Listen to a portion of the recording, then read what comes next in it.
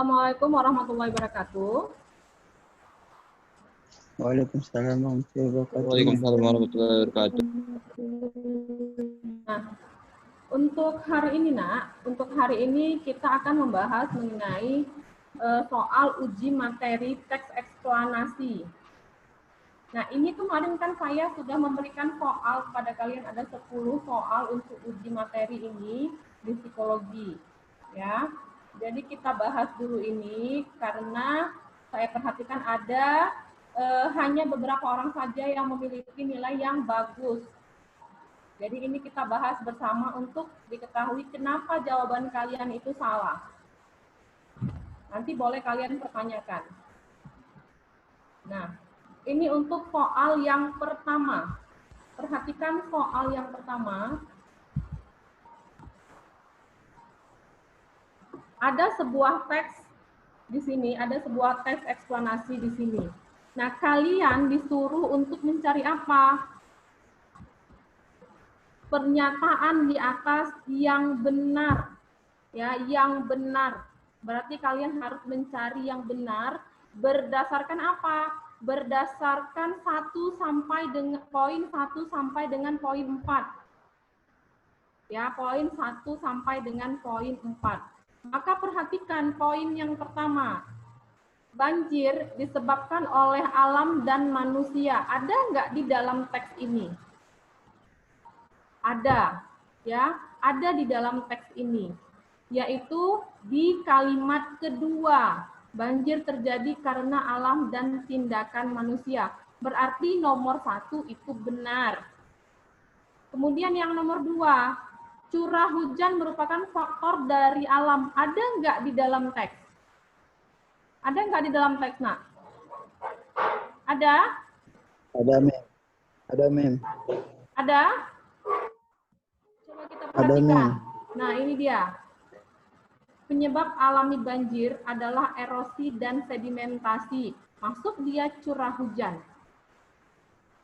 Penyebab alami berarti faktor dari alam.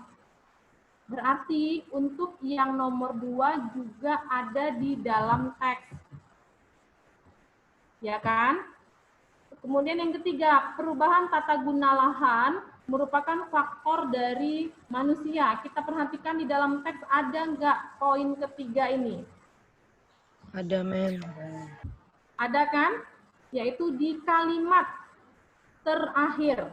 Penyebab banjir karena tindakan manusia adalah perubahan tata guna lahan. Sudah? Jadi 1, 2, dan 3 pasti benar. Tinggal yang nomor 4. Poin yang nomor 4 ini, erosi dan kerusakan bangunan merupakan faktor dari manusia. Kira-kira yang nomor 4 ini ada nggak? Ada di atas membahas tentang erosi. Tetapi erosi yang di sini itu adalah penyebab dari alam, bukan faktor dari manusia. Maka untuk jawaban yang nomor 1 yang benar adalah A, 1, 2, dan 3. Ada nggak yang salah di sini? Kalian jawab. Ada yang salah menjawab? Di sini saya perhatikan ada 19 orang bersama host, berarti ada kita di sini sekitar 17 orang. Ada nggak kalian salah menjawab di nomor 1 di antara 17 orang ini? Saya enggak, Mem. Rido salah? Rido enggak, Mem. Hah? Rido benar, Mem. Nggak dengar saya, Nak. Rido, jawabnya salah atau benar? Benar, Mem. Salah ya, kamu jawab apa, Nak? 1, 2, 3, dan 4. Itu karena kalian nggak lihat teksnya secara keseluruhan. Kalian nggak lihat ini, nggak lihat secara detail. Kan kalau yang namanya teks bahasa Indonesia itu, Nak, kalian harus detail. Kalau enggak, kalian bisa silap nanti. Makanya pas ketika saya periksa nilai kalian kok kayak gini, padahal kan nilainya nggak terlalu ini sih, nggak terlalu, padahal kan soalnya nggak terlalu. Iya kan? Halo? Soalnya susah nggak yang kemarin?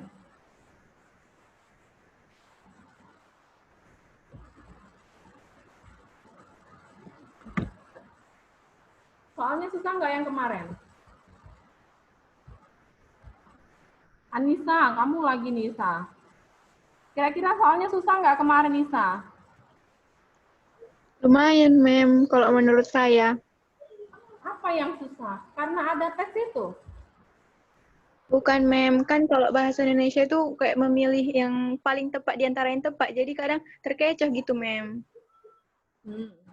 Tapi udah tahu kan jawabannya kan? Iya, Mem. Oke. Makanya ini kita bahas. Karena kemarin-kemarin kan saya nggak ada bahas soal. Tapi setelah saya cek kalian seperti ini, karena kita sudah mau dekat mid semester. Bahaya juga ini nanti. Nilainya terus kayak gini. Ya, perhatikan soal yang nomor 2.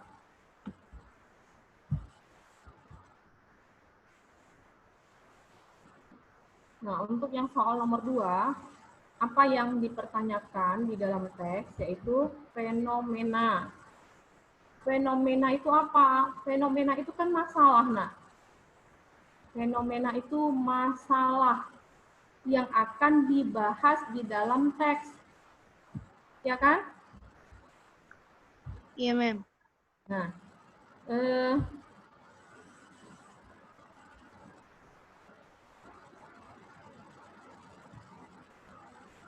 bentar ya.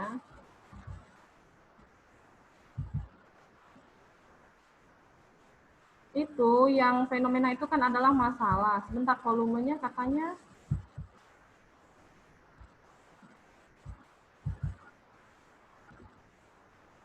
bentar.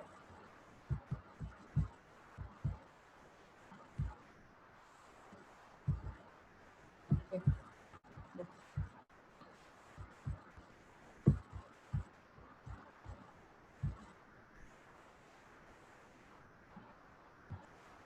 Nah, untuk yang ini, untuk yang nomor 2, yang ditanya tadi adalah fenomena. Berarti masalah yang akan dibahas secara tuntas di dalam teks. Berarti fenomena ini adalah hal yang umum. Hal yang umum ini berarti dapatnya di mana? Di gagasan utama. Ya kan? Di gagasan utama. Maka perhatikan gagasan utamanya yang mana.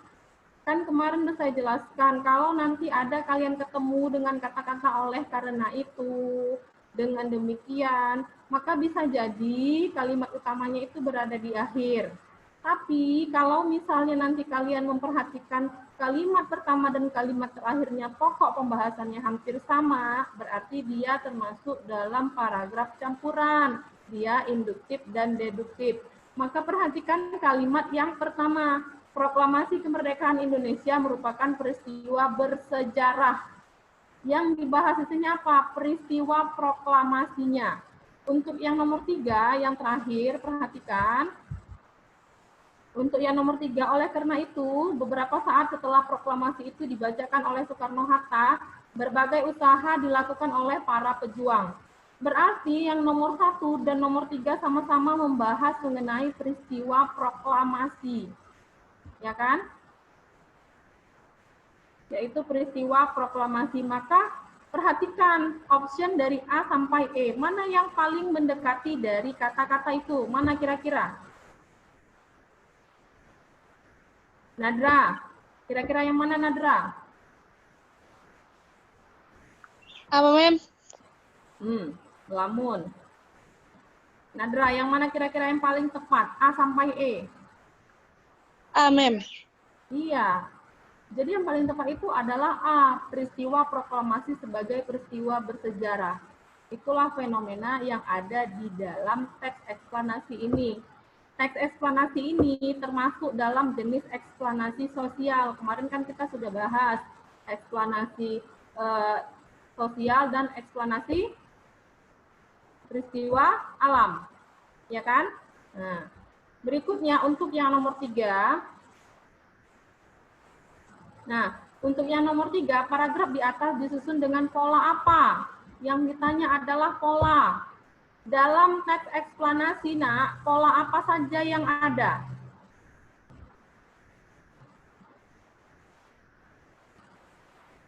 dalam teks eksplanasi pola apa aja yang ada?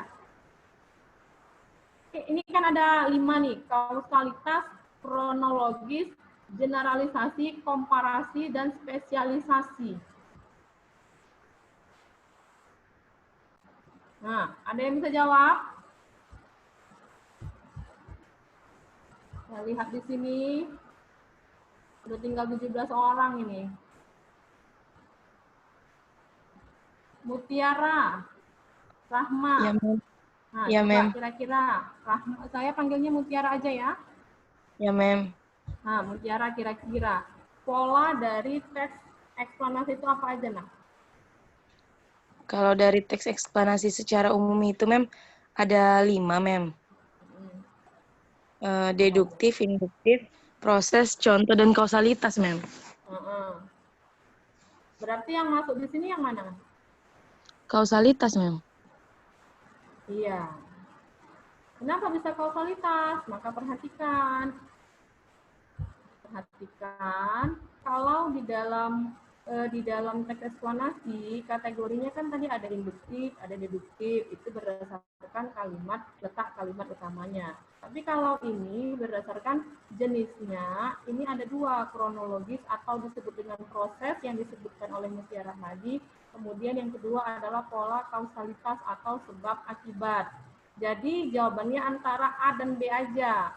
Maka perhatikan di paragraf ada kata oleh karena itu. Oleh karena itu adalah konjungsi kausalitas, ya kan? Yaitu akibat. Berarti paragraf ini disusun dengan pola kausalitas. Kalau generalisasi itu nggak ada di eksplanasi, apalagi komparasi dan spesialisasi. Generalisasi itu dari hal yang umum ke yang khusus, hampir sama dengan spesialisasi. Jadi nggak ada itu di dalam eksplanasi membahas generalisasi. Kemudian berikutnya soal nomor 4. Nah, yang ditanya adalah keterangan waktu dan konjungsi penyebaban. Di sini hanya ada 3 kalimat, berarti jawabannya antara 1, 2, dan 3 atau A, B, dan C. Ya kan? Maka perhatikan, hanya ada 1 kalimat yang menggunakan konjungsi penyebaban, yaitu apa? Oleh karena itu. Dan keterangan waktunya yang mana? Ini, beberapa saat setelah proklamasi itu. Nah, ini adalah keterangan waktu. Jadi jawabannya yang mana? Jelas C. Nggak ada lagi kalimat di paragraf ini yang menggunakan konjungsi tersebut. Sudah 4, harusnya nilainya udah 40 kan? Ya kan, Anissa kan?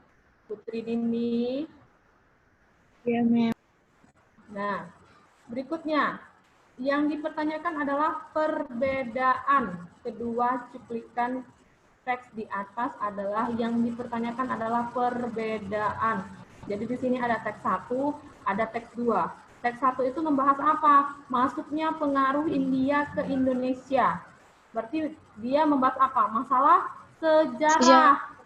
Ya kan? Kemudian yang teks kedua, pengaruh dari pemakaian naksa. Apa itu naksa? Narkotika, psikoterapi, dan zat adiktif, Mem. Narkoba. Ini ya, naksa itu ini. Narkotika, alkohol, psikotropika, dan zat adiktif. Jadi masuk dia narkoba. Kalau berhubungan dengan ini, maka teks kedua ini membahas apa? Bukan, Mem. Kesehatan. Maka jawaban yang paling tepat apa? Ya C, teks 1 bertema sejarah, teks 2 bertema kesehatan. Kenapa enggak A, Mem? Yang A, teks 1 prosedural kompleks. Enggak ada kita bahas prosedural kompleks di dalam kalimat eksplanasi. Tapi kalau teks kedua eksplanasi kompleks itu bisa. Karena eksplanasi kompleks itu artinya teks eksplanasi yang lengkap. Lengkap itu sesuai dia dengan struktur. Ada ketiga strukturnya. Dia lengkap.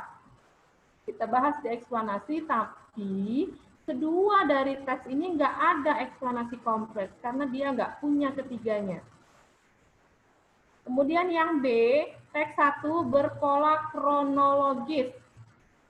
Benar, teks 1 berpola kronologis, tapi teks 2 tidak berpola kausalitas. Nggak ada di sini penggunaan konjungsi kausalitas ya.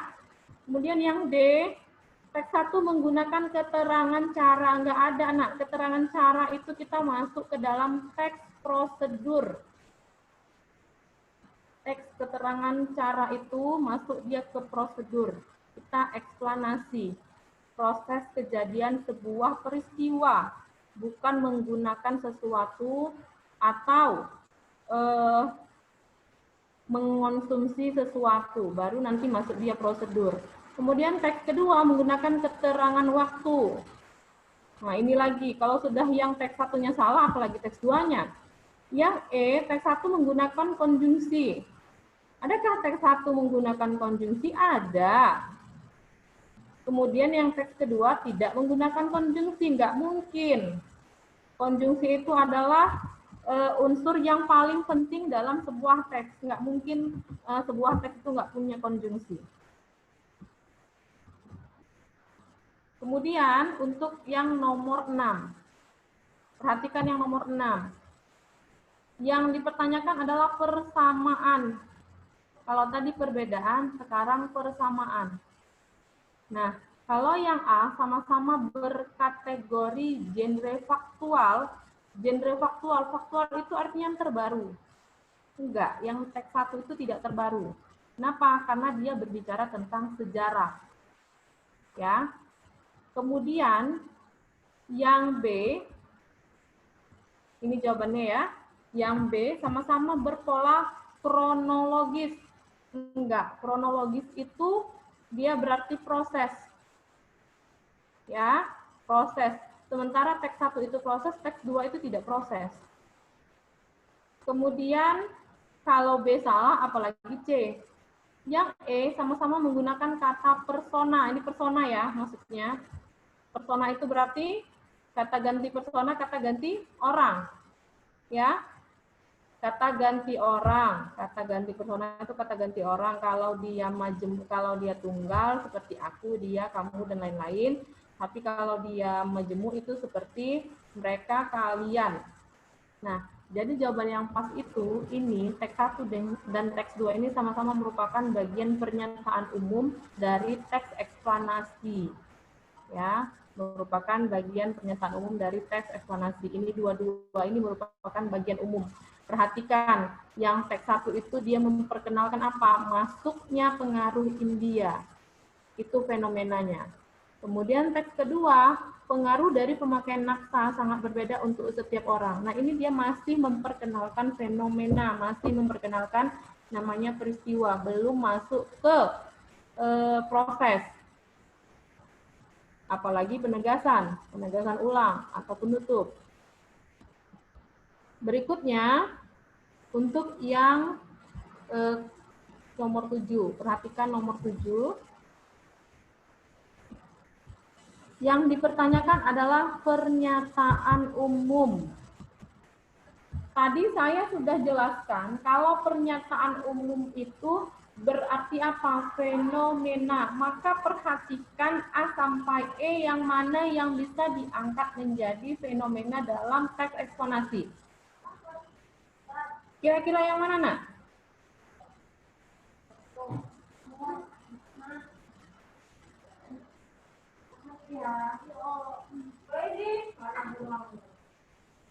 Kira-kira yang mana?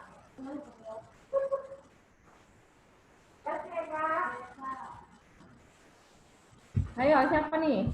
Diperhatikan dulu siapa lagi yang ada di sini. Udah tinggal 3 orang. Begitu ditanya-tanya, hilanglah kalian semua.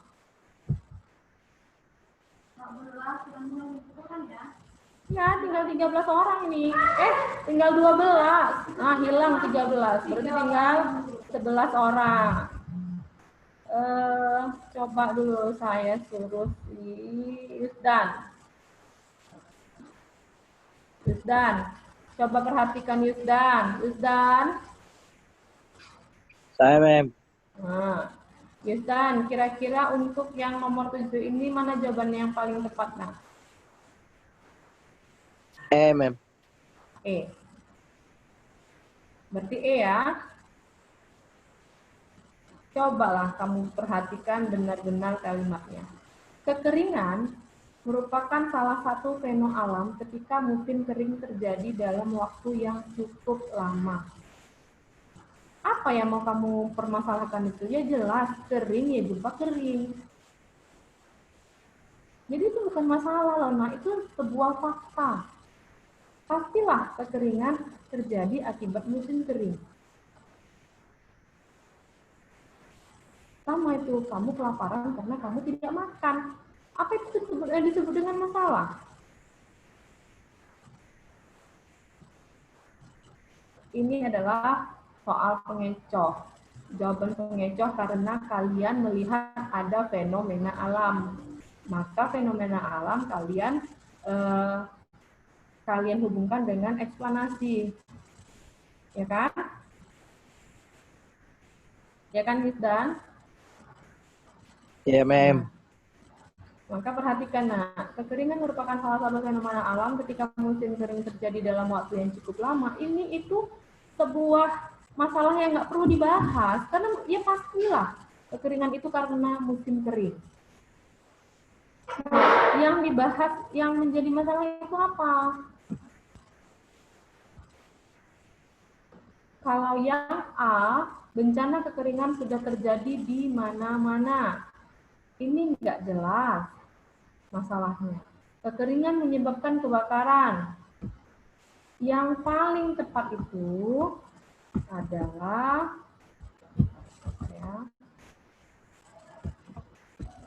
cuaca yang kering sangat buruk untuk kesehatan. Kenapa? Nah, inilah kalian jelaskan prosesnya. Dari mulai cuaca kering itu akan menimbulkan apa, memberikan dampak apa, sehingga akan berdampak buruk ke dalam kesehatan. Kita bahas eksplanasi proses terjadinya kenapa cuaca kering itu sangat buruk untuk kesehatan. Nah, kalau yang tadi, kekeringan merupakan salah satu fenomena alam ketika musim keringnya itu pasti, nggak usah lagi dijelaskan. Ya, apalagi yang C, kekeringan diakibatkan ketiadaan air dalam waktu yang lamanya pasti. Untuk apa lagi kita bahas itu? Dari kalimat ini, dari yang C dan E, ini sebuah masalah yang nggak perlu dibahas, karena sudah ada jawabannya di dalam kalimat itu sendiri. Ya, udah ngerti. Nah, untuk yang soal nomor 7 ini kira-kira ada yang mau bertanya enggak? Atau saya kecepatan? Hah? Enggak ya, karena waktu kita juga enggak banyak, masih ada 3 soal lagi. Dan perhatikan soal yang nomor 8. Yang ditanya di sini adalah struktur teks eksplanasi. Coba satu orang, udah tinggal 12 nih, melarikan diri nih kalau udah saya tanya-tanya materi. Padahal kita sekaligus untuk mereview ulang materi teks eksplanasi kalian karena kalian mau ujian.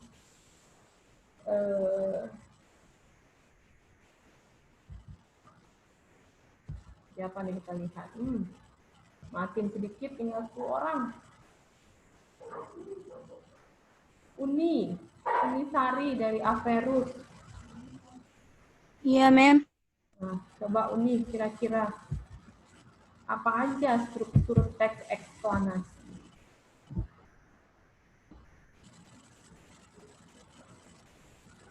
Apa yuk?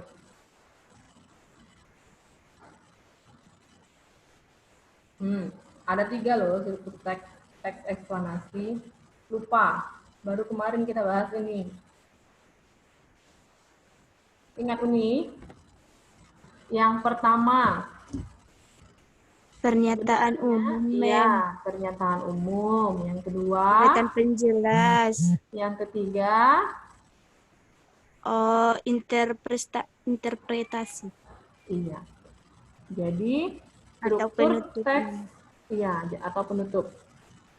Struktur teks eksplanasi, buka catatan dulu ya Uni, makanya lama ya. Oke, Mem. Dan perhatikan, saya ulangi ya. Jadi struktur teks eksplanasi itu ada 3. Yang pertama, pernyataan umum. Itu berisi penjelasan awal tentang latar belakang keadaan umum atau definisi suatu peristiwa atau fenomena dan pengalaman yang terjadi. Berarti pernyataan umum ini hal yang umum. Ya, tadi kita sudah bahas fenomena yang di soal sebelumnya. Yang kedua, yaitu deretan penjelas. Apa deretan penjelas? Berisi paparan rangkaian peristiwa kejadian. Tadi kan yang di nomor 1 itu tentang fenomenanya apa. Yang nomor 2 ini deretan penjelasnya, prosesnya. Apa prosesnya, bagaimana urutannya. Nah, bagaimana urutan peristiwa itu bisa terjadi? Ini masuk dia ke struktur yang kedua. Yang ketiga, yaitu interpretasi atau penutup. Apa ini? Merupakan penafsiran, pemaknaan, atau penyimpulan yang berupa pendapat penulis.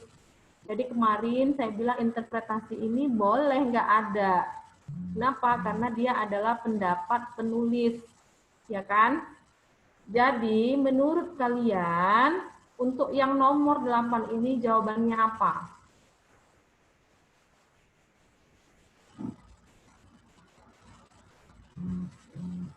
Tinggal berapa orang lagi nih sisanya? Sakila Kurnia Fahmi. Sakila, kira-kira menurut kamu mana jawaban yang paling tepat, Nak? Jawabannya deretan penjelas, Mem. Deretan penjelas. Kenapa?